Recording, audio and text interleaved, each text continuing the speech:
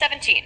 Their example is like that of one who kindled a fire, but when it illuminated what was around him, Allah took away their light and left them in darkness, so they could not see.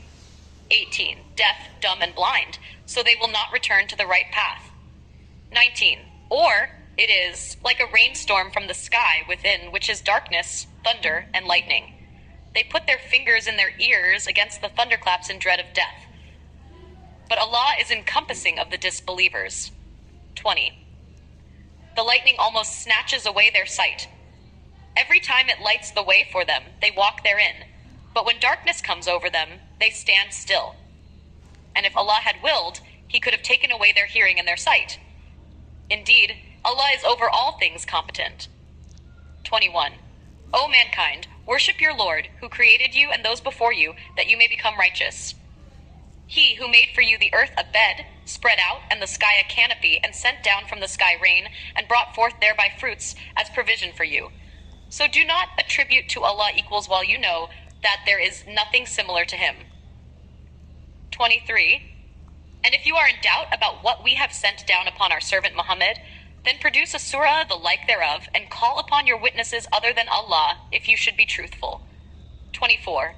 But if you do not, and you will never be able to, then fear the fire, whose fuel is men and stones, prepared for the disbelievers. Explanation of verses 7 to 24. Verses 17 to 18. These verses describe the hypocrites who pretend to believe outwardly, but disbelieve in their hearts. The example given is of someone who kindles a fire to gain light and see clearly, but once the fire is lit, Allah takes away the light, leaving them in total darkness. This illustrates how the hypocrites initially see the truth of Islam, but quickly lose its guidance due to their insincerity. They are described as deaf, dumb, and blind, because they cannot hear or speak the truth, nor can they see the right path, making it impossible for them to return to righteousness. Verses 19 to 20. Another analogy is presented here. The hypocrites are likened to people caught in a severe rainstorm with thunder, lightning, and darkness. This symbolizes their inner turmoil and fear of death. When the lightning briefly illuminates the way, they move forward, but when darkness surrounds them again, they stand still, paralyzed by fear. This illustrates their unstable and fearful relationship with faith. The verse emphasizes that if Allah willed, He could completely take away their faculties of hearing and sight, which highlights His ultimate power and control over everything. Verses 21 to 22. Allah calls on all of humanity to worship Him, reminding them of His creation of the earth and the sky, and the blessings He provides, like rain and fruits.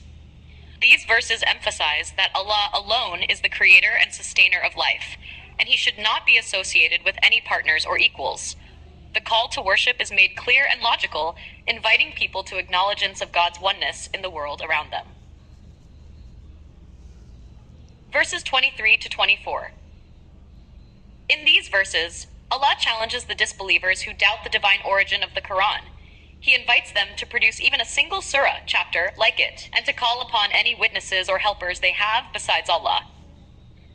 The challenge remains unmet, as it is beyond human capability to replicate the Quran's divine nature. The final verse warns of the consequences for disbelievers, describing hell as a place of fire fueled by men and stones, prepared specifically for those who reject faith. These verses highlight the contrasting attitudes of the hypocrites and disbelievers towards faith, the clarity and signs of God's existence, and the severe consequences for those who reject divine guidance. Surat Al-Baqarah 225. وبشر الذين آمنوا وعملوا الصالحات أن لهم جنات تجري من تحتها الأنهار كلما رزقوا منها من ثمرة رزقا قالوا وهذا الذي رزقنا من قبل أتوا به متشابها ولهم فيها أزواج مطهرة وهم فيها خالدون. Explanation. And give glad tidings to those who believe and do righteous deeds, that for them are gardens in paradise, beneath which rivers flow. Whenever they are provided with a provision of fruit therefrom, they will say, "This is what we were provided with before," and it is given to them in likeness, and they will have therein purified spouses, and they will abide therein eternally.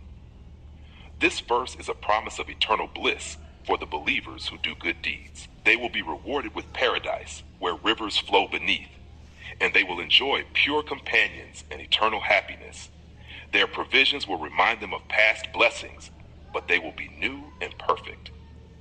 So, إن الله لا يستحيي أن يضرب مثلا ما بعوضة فما فوقها فأما الذين آمنوا فيعلمون أنها الحق من ربهم وأما الذين كفروا فيقولون ماذا أراد الله بهذا مثلا يضل به كثيرا ويهدي به كثيرا وما يضل به إلا الفاسقين.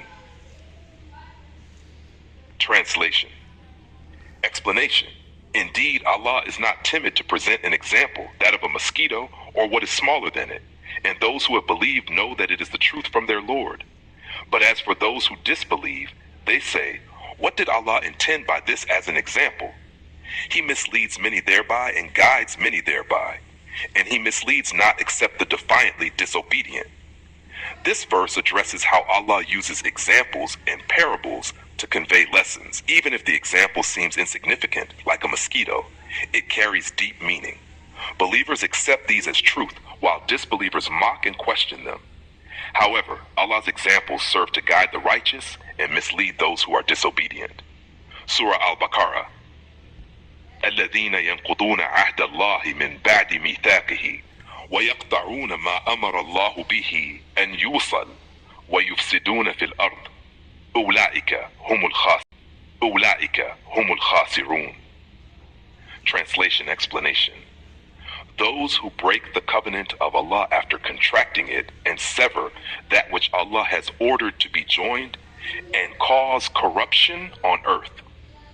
It is they who are the losers.